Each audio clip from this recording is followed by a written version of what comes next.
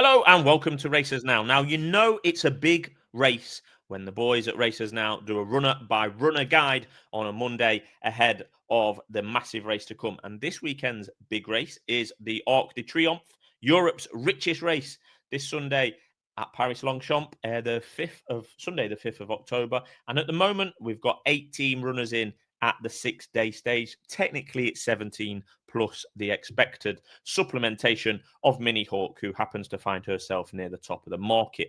First things first, the ground is already pretty good, apparently, at Longchamp, or good, and a dry week is forecast. As usual, the British punters like myself end up moaning this week about going descriptions and weather forecasts and times, etc., etc. But all signs at the moment look like it's good ground currently and is to continue to be on that basis. They might even water this week, and if they do, we'll keep you updated on the Twitter. SD, how are you? And are you ready to I'm run great. with runners and riders? Yes, for the second most important race of the weekend. Yes, the first being the Red Car 2-year-old trophy. Sorry, of Sunday. Sunday. Simply the handicap chase is on Sunday at Kelso, but I'm sure we can get stuck in that. Do you remember when I about the 100-1 winner of this? And I texted you the night before. I was coming back from Wolverhampton. I said, this will win the Arc tomorrow. And you thought I'd gone completely loopy. To Corto Tasso, and I think you might have had a little bit of it on an account that I have access to, and I didn't have a single penny on. Anyway, without further ado, That's the way. Yes. These we're not going in number order like we would in the Grand National, but these are the order they're currently showing in. And first up for your look, SD, or your words, is Giavoletto, who's 33-1 to win the Arc. Well, of course, he beat Kalpana last time. Clearly wants quick ground. Third in the Coronation Cup, not brilliant, but shat in last year. I'd be surprised he was good enough if he was good enough. Did you like that? Shat in. That was good. That was good. Yeah. I'd be surprised if he was good enough in a race like this. I think others might just have a bit too much toe for him. Yep, he's one that definitely will only run if it is on the quicker side of good. Usually ridden by Oisin Murphy, but Andrea Atzini looks to be coming back from Hong Kong to pick up that Italian ride. stallion. Yeah. White Birch is next in. I've long hoped or wanted White Birch to be a good horse, but he doesn't run often enough. And when he has recently been running, he's now started not to deliver when he does run. So I think the ground will be too quick for him anyway. The trip's probably too far, and he's not been good enough on what we've seen recently, unfortunately for him. Well, Arrow Eagles was running around various provinces in France earlier this year, winning a few 6 in the boy last time.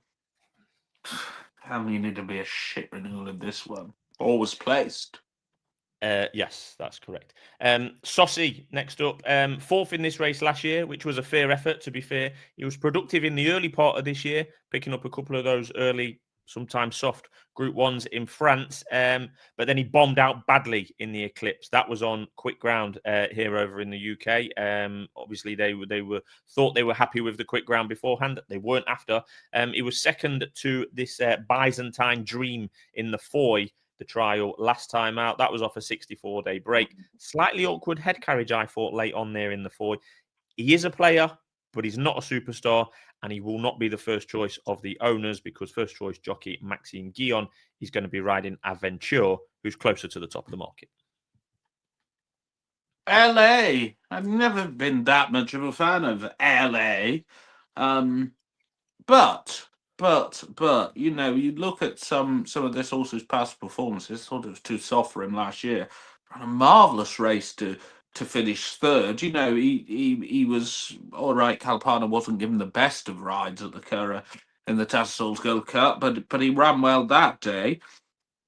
Been a little bit jaded since, but it was a prep run and only a prep run here last time. And I think in a bad year, he's been overlooked. I'm not sure it's a bad year, SD. I think that I think it's a bad year. I think it's. I'm not sure. I don't think it's a bad year, to be fair. I think it's open. I don't think it's a bad year. Los Angeles, you say last time was a prep. the 16th of August at the Curragh was a prep where we went off 4-7, was a borderline joke, should have been called in. That was after he'd been off since early June. He'd been off 2 months there. I just think they've lost their way with Los Angeles. I liked him. I thought he was they've campaigned him like an Arc horse since the Arc Day last year. But yeah, I just think he was a bit lackluster. Do you think this year's race is stronger than last year? I don't. You'll have to remind me of what else was in there last year other than the winner. So we've Well, got Sosie was in. Sosie's 10 and LA's 33. I mean, yeah. LA's been a bit wayward, but you're not going that far back in the form book to make a case. I wouldn't be completely surprised. And if you'd have asked me 2 months ago before we ran at the Curragh and at Longchamp and disappointed, I'd have been, he'd have been on my shortlist for definite. Ascot was a disaster for him at the Royal meeting. And like I say, he's been campaigned for this race. I know it's easy to say that about Group 1s and people say it about the Grand National being aimed at this. But genuinely, I think Los Angeles is the most the Ballydoyle have targeted a single horse at this Arc for many years, I think. I think that often because they've got the classic types like Mini Hawk, who we're going to come on to, that they've got so many of them at the start of the season, maybe 10 colts and 10 fillies that could be Derby or Oaks horses, and then thus after that be potential Arc horses. I think that they wait till early June, maybe late June, when they've had the Irish Derby to decide what their classic generation Arc horse is. I think Los Angeles has been an Arc horse since the very day last year, but he's just has petered away a little bit. Anyway, Byzantine Dream is the next one on the list. One of 3 Japanese contenders. One possibly the best pre-Foy. Los Angeles was in it that I've ever seen. To be fair, that was on his first European start last year. The trials have become less and less relevant. The 3 trials, particularly the 2 that aren't group races, they have become less and less relevant over the years, in my opinion. But this Byzantine Dream beat Sosie, who we've already mentioned, beat Los Angeles, who we've already mentioned, Almaquam, who would be, half fancied here if the ground was softer, but he won't be running. He didn't win. He only won 1 of 7 starts in his homeland in Japan. I'm not going to claim to be an expert on such matters. Very much a fast ground horse. Oisin Murphy rode him to win the Foy, and he said he definitely wants fast ground. He might actually get it, luckily enough for him. Clearly somewhat of an unknown, but must have a chance on what we saw in the trial. Because Oisin Murphy should be trusted under all circumstances. A strange... she surely wants it soft, doesn't she? I don't think she'll get that. Won't they just wait for Ascot with her? I don't think. I think she was second in the Yorkshire Oaks, wasn't she? She won the Lancashire Oaks. She looked really good at Haydock first run back. She can look really good on her day. But she just needs it softer, and surely you go to Ascot. I agree. Would. If you watch her run back in the Yorkshire Oaks, I thought that was the most I want soft ground run that you'll ever see from a high class horse. Just basically jumping off the surface, just screaming for softer ground, and it was quick that day. A female version of Hamish. Yes, I will call her Henrietta. Yes, relevant for this week as well. Quisisana is another one of the French trained fillies here, but she's a 5-year-old and she's only got 8 runs to her name, which obviously very unexposed, really. But yet to run in a black type race against the opposite sex. Steady improvement this year. She has won a Group 1 against her own sex, the Romane, in late August. That was on her most recent run. So she's on the up, but this is much, much deeper waters than what she's been swimming in recently. I've half a feeling Kalpana wants a bit of cut, which she isn't going to get here. And look, the bare facts of the matter is they came out with some bollocks in the September Stakes that it was a prep run. That was just 5 or 6 weeks after Ascot. I mean, it's not. She should have been good enough to win that, to have any claims here. She's previously, she's been beaten in a King George. She was beaten in a Pretty Polly, and she was beaten first time up this year by LA. I think she's overrated, especially on quick ground, isn't she? Yeah, Even though I you don't think put she her will. up. I did put her up after the King George. I thought she ran a bit of belter in the King George with one eye on the Arc. Not that the King George should be an Arc trial. But yeah, disappointing in the September Stakes against Giavolotto, who was the first one we covered, and needs it softer ground, surely. Surely they've got the option to run her and try to defend her filly and mare crown on Champions Day against her own. It'd be a very good race, that, you know. Yeah. It's a sort of... It could be a soft ground female Arc. Yeah. Aventure is the next one. Second last year, clearly been a contender for the 2025 renewal ever since. Definitely visually the most impressive performance on trials day. I thought she won the Vermeil that day. There's 3 trials, we've mentioned them all, but the Vermeil is for the ladies and it's a Group 1 in its own right. That form might not be up to much because Whirl for Aidan O'Brien was 1-2 in that race and completely bombed out. She'd have to be considered a leading contender, Aventure. She'd had a bit of a break since June before that trial. Won as easy as you like, a definite contender, and that's why she's right up there with first or second in the market. Daryz. Well, I think this one will be quite an all. Should have won last time. I mean, it was not Barcelona's finest style by any means. He can be a little showmanly, can't he? I think I thought he'd given an absolutely terrible, terrible ride last time. And previously bombed out at York, but certainly the form of last time and some of the other runs in France, I could see Daryz going very, very well here. I think maybe the pick of Les Frogs. Yeah, first time he'll be going beyond 10.5 furlongs, but yeah, 3-year-old, right trainer, right connections. 1 3-year-old that I do like is Leffard. It's the one that I like the most, actually. I think he's the best value in the market at the moment. To my eye, this is a surprise to SD because he didn't know this before we started talking. No, I read your column where there's that picture of you with a root vegetable shoved up your arse in your face. Yes. Thank you. Oh, I'm glad you've read that because that only went out a few minutes before we came on. Leffard, yeah, I really quite do like this. Donaldsnow.com. We must push the website for the traffic. Yeah, I really do like it. He's the best value in the market, I think, at the moment, 50-1 available. A Group 1 winner over course and distance in July. That was the Grand Prix de Paris. He will, of course, have to step up on form than winning that 6-runner event there. A short head in front of Trinity College, a Royal Ascot winner for Aidan O'Brien that has now gone down under. But he was a big eye catcher, this Leffard, in the Prix-Niel on trials day. That's the trial for 3-year-old colts. Where he was ridden like a piece of work, finishing on the bridle. Drawn wide, dropped out, virtually detached coming round the bend. Well, a little bit detached coming round the bend. Made a lot of late headway. I think he was tapped once just for the cameras. And yeah, I think he basically finished on the bridle. I can see him being a bit of a he was against the pace bias, wasn't he? Yeah, I can see him being a bit of a market mover this week. 50-1 is available.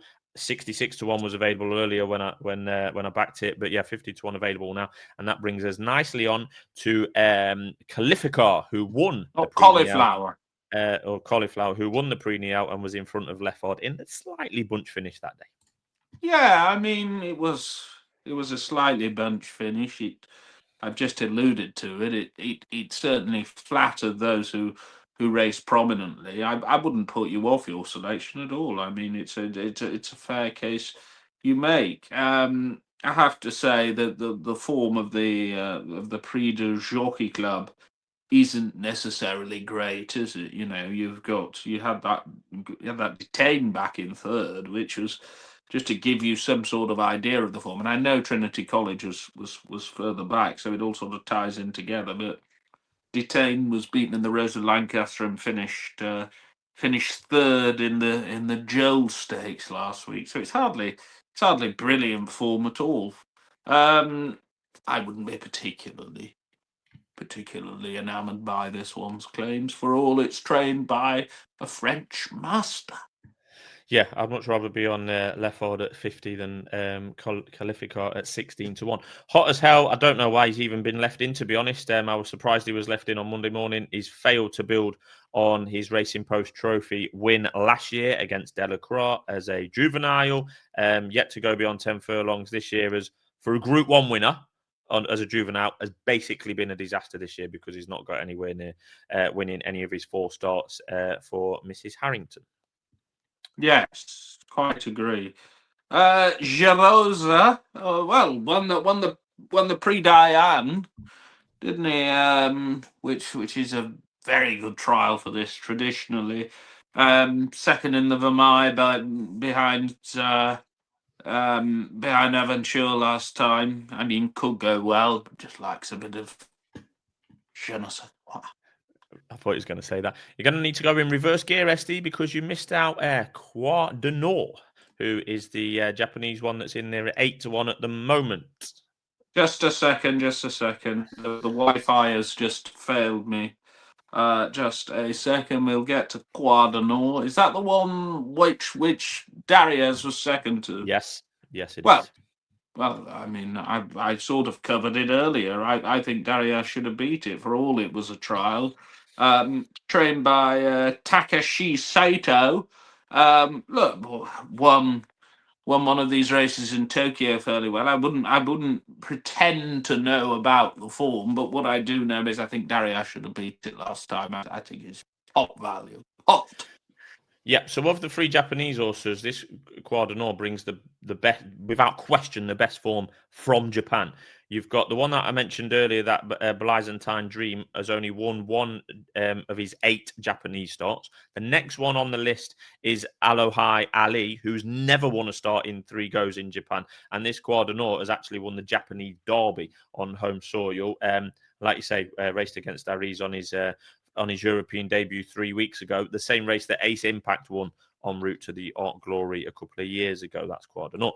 On to the third and final Japanese hope. This is Aloha Ali. I think combined, maybe they've not got a superstar. Maybe they have, but they've not got a superstar on evidence we've seen yet, the Japanese. But I think combined, this is the best chance that they've had for years. I know that, it's always a subject every year. The Japanese are trying. Will they ever do it, etc., etc. Paris will be full of Japanese tourists. I mean, if the horses don't like flashes, they might be in trouble. You want an epileptic horse this weekend, would you? This Aloha Ali never won on home soil, like I said. Yeah, and I thought won okay actually in that Daryz race, but you could make an argument for Daryz there. Rashabar and Califica were both behind as well that day, as well as Daryz, and all roads have led to Longchamp since then. Only ever ran over 10 furlongs in 4 starts. Massive unknown is that Aloha Ali.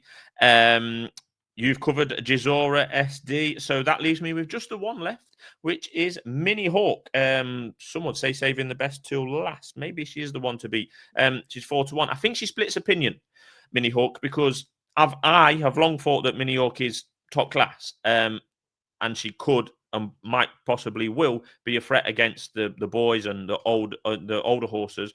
But she just needs to go and prove it now. She's had 4 starts this year. She's won all 4 of them, all against her own sex. The last 2 have just been, cakewalks, really, in truth.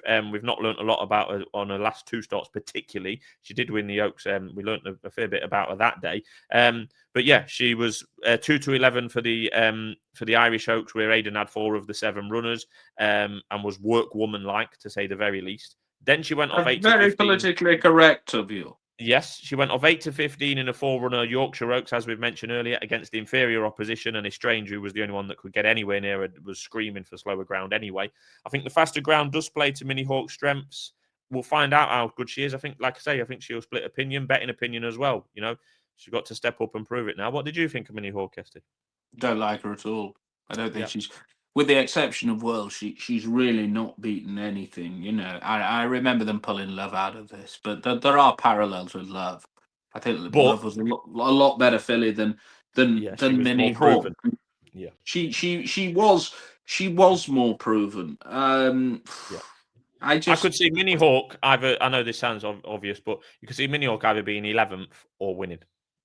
I think she'll finish about 5th or 6th. As I say, I don't think, and you might have got this from me when we're previewing them, I don't think this is a terribly deep arc at all. I think what we have is a conglomeration of borderline Group 1 horses, one of whom might improve a bit more, and it's which one does. I think we can. I'm just double checking. I think we can say that we've not got any classic winners from this year in the field, Apart from particularly Mini Hawk. European. That's the only one. And we've questioned her form since then. 2 to 11 and 8 to 15. Right, I've already gave you my selection. That's going to be in the description as usual. It's also, as at SD kindly mentioned on the oddsnow.com written preview. Leffard for me, half a point each way, 50 Want to to see a 1. lovely picture of him go there? He's like this. Do you have a Yes. selection, Mr. SD? Yeah, I think on value grounds alone, I think Los Angeles is too big at 33. Yeah, fair enough. Well, that will be in the official YouTube bets and descriptions. As always, we've already covered on a separate video the Monday racing chat. Looking forward to the domestic action this weekend, and we're going Yes. to be back. I'll Apparently, definitely if be you're back. going to Longchamp this weekend, have a piss before you go in because you can't go for a piss all day. And well, apparently they've ruined it from what I've talked to about British racegoers, and Well, this obviously comes there from is an alternative fixture at Kelso. this feedback on French racing and attending Longchamp comes from a man in SD that didn't attend the previous Longchamp and hasn't attended the new one. I haven't attended the new one, so I can't comment. Well, I've just spoke to racegoers. Okay, great. They Well, tell me have a piss before you go. all runners covered, and hopefully SD Oui, or I oui. will be back in one that pisses in on Sunday in the Arc de Triomphe. It's 3:05 UK time, and SD will be at Kelso. Kelso, exactly. Thanks for watching.